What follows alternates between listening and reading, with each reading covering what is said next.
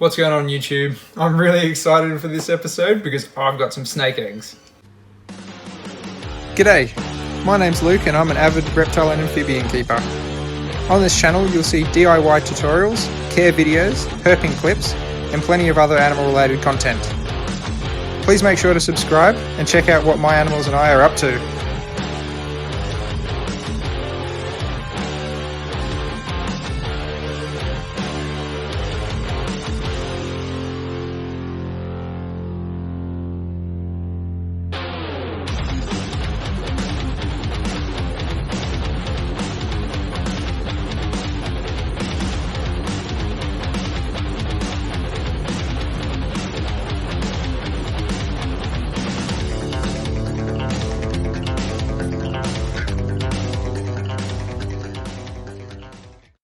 So I've just discovered that one of my children's pythons has actually just laid a whole clutch of eggs. She's all beehived around them nicely.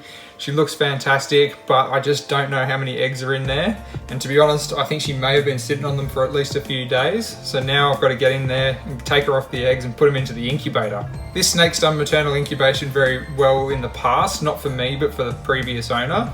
But I'm not a big fan of it personally, just because I like to get a little bit more meat back onto the pythons themselves. So by taking her off the eggs and incubating them myself, not only do I have a little bit more control over what's happening to the eggs, but I can also get her to feed and, hopefully plump back up sooner rather than later. So it's a little bit difficult to show you where she actually is, but she is in the snake rack down here. Getting a couple of shots of her is going to be pretty difficult. What I'll do is I'll just inlay a little clip of her beehived on the eggs. And hopefully you can kind of see what I mean from there. But I'm going to get straight into it and actually pull her out. And we're going to set up a little incubation tub for her. So I've just gone ahead and I've set up a little incubation tub. I really wasn't prepared to get eggs this time of year, so my incubator was actually in my storage unit as well. So I've had to crack that out this morning before I can pull her off the eggs.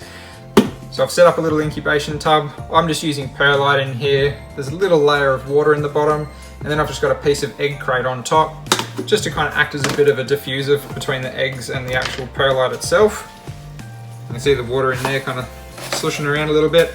But this is the way that I like to do it personally. I just find that the perlite can kind of just act as a bit of a barrier and like a little bit of a splash stopper almost in between the eggs and the water itself. In the containers as well, I also have a couple of holes. At the moment I've got them sealed up with a bit of sellotape.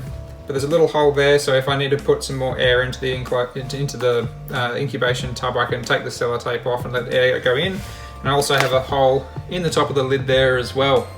Now, I haven't actually cleaned this off yet, but that's the date that the children's python laid last year. So 27th of the 9th. So we're almost got to be about 6 weeks earlier than what we were last year for this girl to have laid these eggs. Anyway, without any further ado, I'm going to pull this girl off these eggs and get them into the incubation tub. So here she is, guys. I'm not sure how she's going to react to this, but hopefully I don't get a little nip on the nose. Usually they're pretty maternal and they actually just want to hold onto their eggs for dear life. But they will defend them if they're given the chance to. You can see she just beehived perfectly around the eggs. You can almost see the tail underneath there. Hopefully I got that in the frame. There are quite a few eggs in there. A couple of them look a little bit wet, so I'm not convinced that this is going to be the best clutch in the world. But nonetheless, I'm going to take her off these really gently, put her back in the enclosure for now, and we'll have a look at these eggs. Oh, you can see she's definitely skinny. There's no chance of having other eggs inside of her. She's got absolutely no weight to her whatsoever, so it's a really good thing that I've taken her off the eggs because I want to get her some weight back on as soon as possible. I'm just going to put her back into her enclosure temporarily and we'll have a quick squeeze at these eggs. So there you go, guys, a little clutch of children's pythons there. I'll just do a quick egg count. 1, 2, 3, 4, 5, 6, 7, 8, 9, 10, 11, 12 eggs. Yep, looks like 12 eggs. They're really nice and warm at the moment, so all I want to do, I'm not going to bother trying to separate these guys or anything, which, to me, it's a great idea to do it, especially if an egg does go foul and, down the line, you can kind of just separate it straight out of the clutch. But considering that these may have been together for a couple of days, there's no chance in hell that I'm risking, separating them and tearing a whole bunch of eggs. You know, you can already see like a couple of them may potentially be going bad here, unfortunately, but that's okay. We'll see what we get out of it regardless. It's as easy as this, popping him straight into the incubation tub. I'll pop that lid straight on,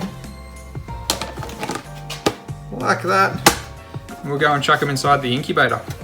And just like that, guys, I'm popping them away for now, and we'll sort out mum.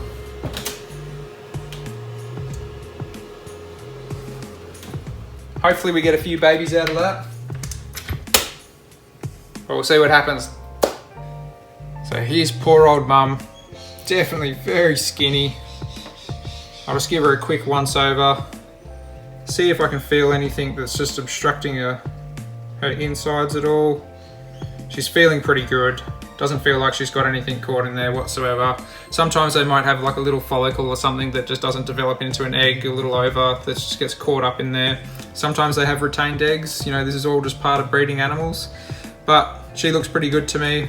So what I'm going to do from here is I'm just going to give her a quick wipe down with a little bit of diluted soap in some water.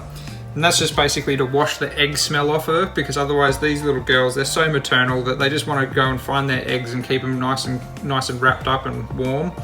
But she's yeah, she's definitely a little bit stressed right now. So I'll get her all sorted, and what I'll do is I'll clean out her tub, make sure I put some brand new fresh bedding in there so it doesn't smell like her eggs, just to try to increase the chances of her jumping on some food ASAP. The quicker I can get her onto some food, the quicker I can get some weight onto her, and then she's going to bounce back good as gold. And this girl's such a good little mum. She's, I think off the top of my head, she'd probably be about 12 or 13 years old. She's not exactly a young snake, but in saying that, she's still got a good 10 years in her. So I've got to make sure you look after her. It'll probably be about another, roughly between about 55 to 65 days until we see some little baby children's pythons. But you know, if she's been sitting on them for a week potentially, then you know, they might be a little bit earlier than that. But I just definitely wasn't expecting them this time of year. It's very, very early and a little out of the norm. If you haven't already, make sure to go and check out my Teespring store. The link will be in the description below. And also, if you really want to support the show a little bit further, you can go ahead and put a little small donation into Patreon, and I'll be doing live streams probably every other Sunday night, so we can chat a little bit more personally and talk about reptiles, because that's why we're all here, right? Drop the video a like, make sure to comment as well. Well, that's it for this little short video, guys. I hope you're as excited as I am, and hopefully we see some little children's pythons sooner rather than later. Until next time, guys, I'll catch you on the next video.